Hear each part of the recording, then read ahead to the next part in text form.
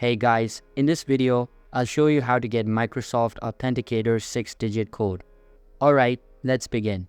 First of all, open any type of preferred browser on your PC and search for account.microsoft.com. After that, sign into your account and you will be redirected to the home page. Now, you just need to get to the Security tab in the left side panel and your account settings will appear. Here, you just need to click on the Manage button and a new web page with all your account information will appear. Inside it, click on the Add a new way to sign in or verify embed and select the Use an app option from the menu. Once done, click on the Set up a different app link and then switch over to your mobile device.